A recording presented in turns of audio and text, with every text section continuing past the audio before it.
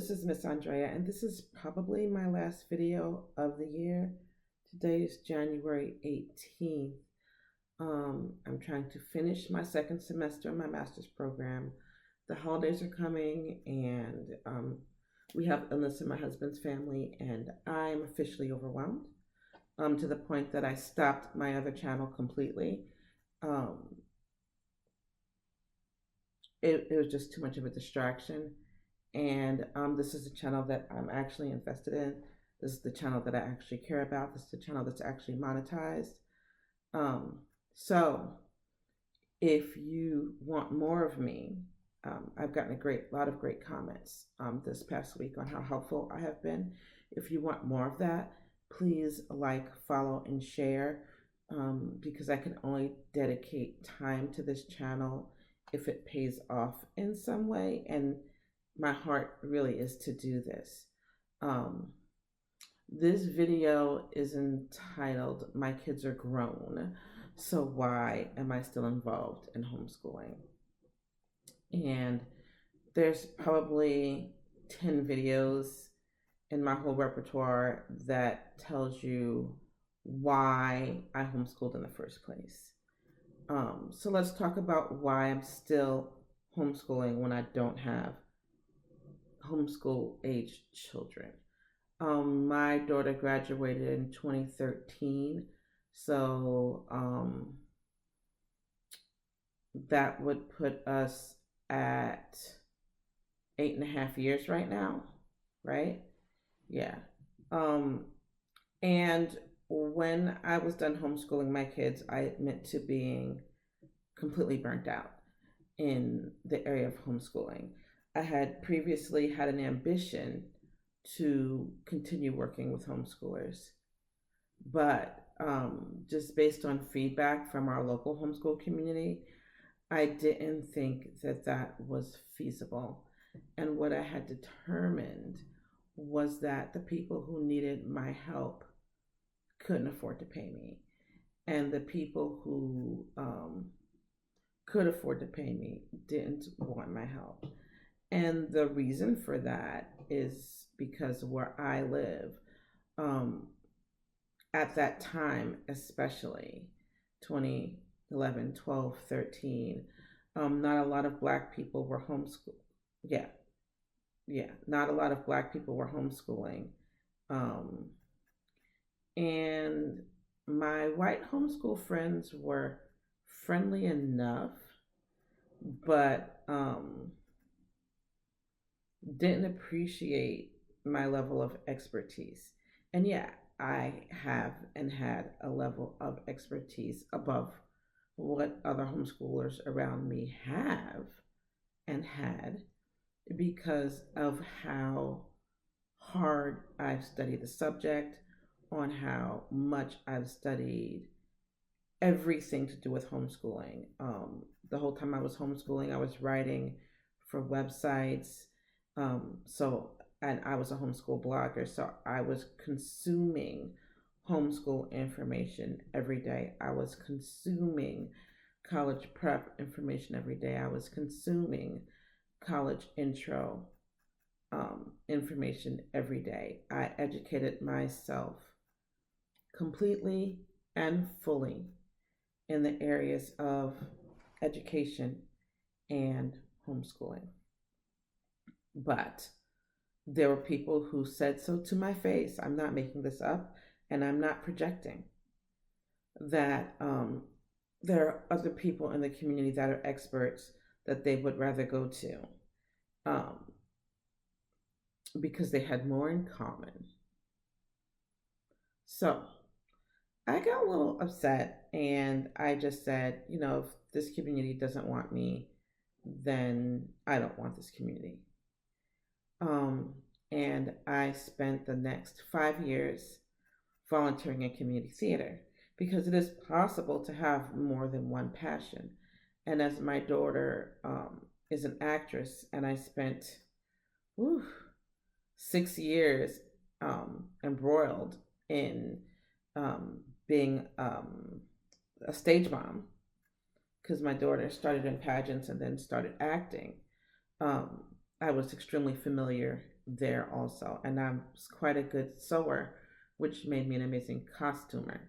So I got involved in community theater as a costumer, and they kind of tapped me for leadership abilities, and I ended up leading the board by the time I was done. Um, and I was pleased with that. I was frustrated because I'm an artist, and us artists tend to be temperamental, and so just dealing with other people's stressed me out. And came to a point where I was ready to leave that community theater. Love the people, my daughter's still involved with them. It just felt like I wasn't fulfilling what I was supposed to be doing. Um, uh, Another homeschooling mom just started getting in my ear. Um, and believe it or not, she wasn't black. And she was kind of, she was definitely an accidental homeschooler. She had no intention of homeschooling. She thought her children were going to be in expensive private schools, and she was happy to pay for that. But when she got to a point where her children were not thriving and actually welcome in the schools, she started homeschooling, and she was really flipping out about it. And I was kind of a voice of calm for her, and told her, some ideas that I'd had previously about homeschooling. And the next thing I knew, she and I started a homeschool organization. Interestingly enough, I'm in the same position that I was in 2012, 2013. Um, the people who can afford me um, are supporting and attending big homeschool programs. And the people who can't afford me are the ones who are showing up. The good news is I don't need the money. So in the last, I don't know, 8 years since my daughter finished homeschooling, my husband has done so well that money is no longer an issue. Would I like for my homeschool program to thrive and to make money? Absolutely. The more money we can make, the more people we can serve. Um, is it imperative that I get paid for the not for profit that I started? Nope, it's not. But with that said, there are only so many things I can do that I'm not being compensated for, just for respect for my mental energy and my personal expertise. So that's why I'm still involved in homeschooling.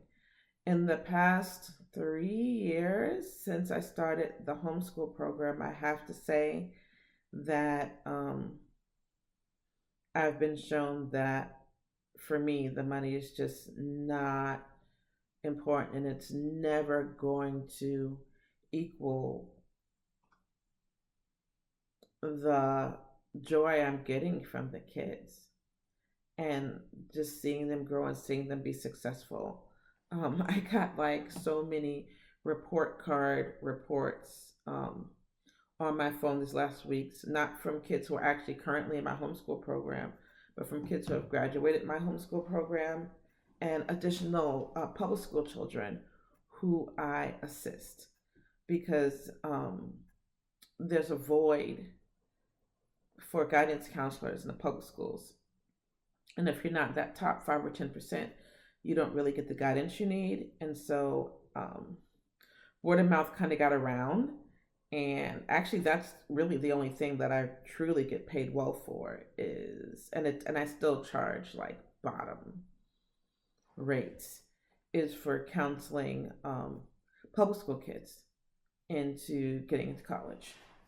Um, I've gotten a lot of college acceptances this month also because they actually listened to me and sent in their applications before Thanksgiving. So now I'm only dealing with relatives who haven't sent in their college applications yet, who I want to strangle. So, this is why I have grown children who are 25 and 27, and I'm still involved in homeschooling because honestly, it gives me joy to see these kids grow and see these kids thrive and to help them be able to homeschool when chances are they wouldn't be able to without a program like mine. So, what makes my program different from other homeschool programs? We offer a couple of classes and I focus on history because in my area, when homeschoolers go to the local colleges, they make them repeat history because they assume that homeschoolers aren't addressing history properly. So I teach history to make sure that they don't hit that wall. I plan to teach science labs as soon as I have my own location, and I plan to have math tutors. Those are the three areas that homeschoolers tend to need the most help in is getting the labs for science, having math tutors, and getting credit for their work in history. So with that said, here's what my wish list is for Christmas and this new year. I need a building. My husband does good enough to support me. He does not do good enough to support my program. Um, I need a building. We use a church, and but we are all inclusive. We don't request a religious statement of faith from our students. We welcome everyone, all religions or not. We are a very inclusive homeschool program. It is hard to do that under a church. We need our own brick and mortar location. The goal is to have a very welcoming place where homeschool kids and their parents can come hang out during the day, where classes can happen. The classes that I offer, maybe some other parents can offer classes in co op style. And we can just be a community and help each other grow. For me, I want to get to the point where I'm not actually teaching history class. I'm writing the curriculum. And when the curriculum's done, I want to step away from that part because my heart really is in guidance counseling, and that's my expertise. So I'm going to be maybe tightening up my content this next year. I really want to address concerns and be a help to people who are looking for someone like me to give them some homeschool guidance. I am not perfect. I don't believe that homeschooling is perfect. I don't believe that homeschoolers are perfect. I don't believe that homeschooling is the only way. But I believe that as parents, it is our duty to advocate and make possible the best education that our kids can have. And if that is through homeschooling, then awesome. If your kids are in public school and you still want to pull on my ear, awesome. All my kids that are already accepted to college for next fall are actually public school kids. I want to create a place where all kids get together and learn from each other, and parents as well. So ideas, comments, questions are welcome. Likes, shares, and follows are super welcome. I want to see where this year takes us. I'm very serious about what I'm doing, and I want this page to be a support for that and a way for me to support people outside of my program. I might start doing lives again, but I don't know. It's hard to find a time that's conducive for everyone. So, and me. So, with that said, have a great Christmas, have a great New Year, and I'll see you next time.